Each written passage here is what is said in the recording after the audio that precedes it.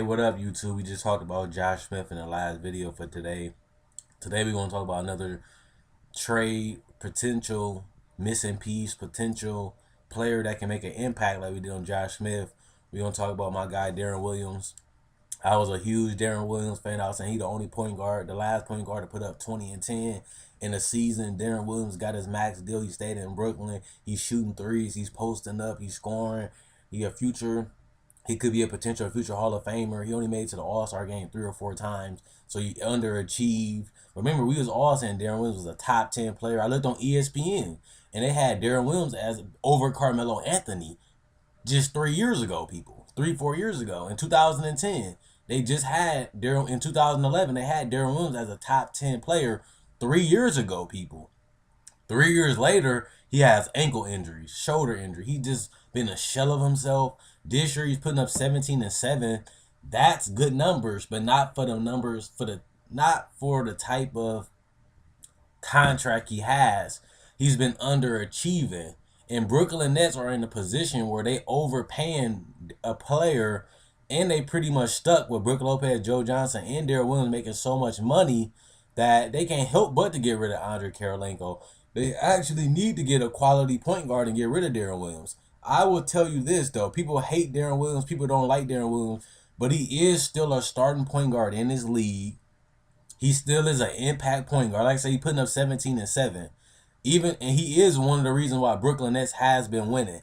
Deron Williams is not a backup point guard. Deron Williams is not a six man. He still is a starting point guard in this league. He can still start for the Houston Rockets. He still can start for a lot of teams. He's on that level of Rondo. His defense might not be as good as Rondo, even though Rondo defense has fell off these last couple of years, and he really been giving up on the pick and roll. But since he's in a good space, he should be able to get his defense back. Deron Williams still is a good scorer. He still can shoot threes. He still can post up. He still can get to the paint. He still can pass. He still is a starting point guard in his league, people. And if you're giving up Darren Collison, Derek Williams, who you don't even use, Darren Collison, who's not a knockdown shooter, and really is just there to get a ball to Boogie Cousin and Rudy Gay and knock down some layups and some fast break shots every now and then. And fucking Jason Thompson, you giving up them three role players for a player that still is a starter, that still is putting up 17 and 7 and shooting good from the field. I just don't like the contract that they don't have to take. A $20 million contract for the next 3 years, people. I don't think the Kings should lock themselves into that. Just even though they're giving up three players that really don't mean nothing to him, and he's better than all three of them players combined. It's just that to pay Boogie Cousins the money he getting, to pay Rudy Gay on his new contract, to put Deron Williams on his team, I don't think this is gonna make him be a championship contender, because that money that you put invested in these three players, you really gonna be a mediocre first round exit in the West. I don't like Deron Williams on the Kings. I think they should try to get somebody else for the third string, because right now Rudy Gay and DeMarcus Cousins is good enough to compete for an 8th seed, but they still a first round exit. Deron Williams will be a missing piece, but he don't put them as a top 5 team in the West. They still gonna be a first round exit even with Deron Williams. They need more role players. They need Ben McLemore to reach his potential. They still missing a power forward. They still missing a better bench. They need their role players to step up more.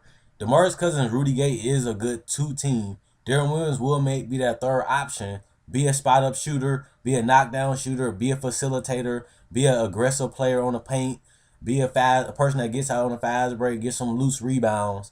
He is still a solid player, but I don't think he's the missing piece. I don't think this trade puts him among the elite, the West elite. So I don't know why would they make the trade and give up all that money to Deron Williams if he's not gonna make you a championship contender.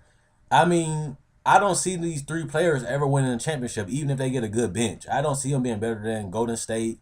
I don't see them being better than OKC with the three players they got if they get Deron Williams. I don't see this trade do not put them over the top. This trade don't put them as a top 5 team in the West. So I don't know why would you give $20 million to Deron Williams if it don't make you one of the best teams in the West. I can see if this trade, it was a missing piece like Rondo makes the Mavericks, they're a 6 seed right now. It made them move from 7th to top 5. And they could keep going up if they keep winning.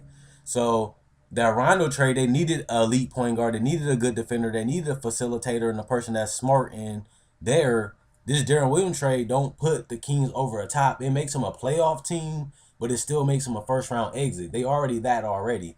It does upgrade their point guard spot, but the money you have to give Deron Williams will hurt you in the long run. It's pretty much why I don't see they should do it. I like the trade. I just don't like the money that Deron Williams is going to be owed. If you can find a way to get Deron Williams to renegotiate his contract and make his money to like 15, 14 million, so that way you can give at least 10 million away for role players and still draft some decent role players, I can see this working out. But you know Deron Williams going to want his money. So you're going to have to pay him 20-something plus $million for a point guard that's not even going to make you a championship team. And still going to be missing a bench, still going to be missing a power forward, and you ain't going to have that much money to spend unless you're willing to go into the luxury tax to make this team a winner. I just don't see Deron Williams making this team a championship team. I don't like the trade. I don't think they should do it. This trade will not make them over the top. So let me know what you guys think about the Deron Williams to Kings trade. Like the video if you like the video. Check out my older videos if you're new to the channel. Like and subscribe if you like my older videos. If you like this new video, subscribe. Let me know what you guys think in the comment section below.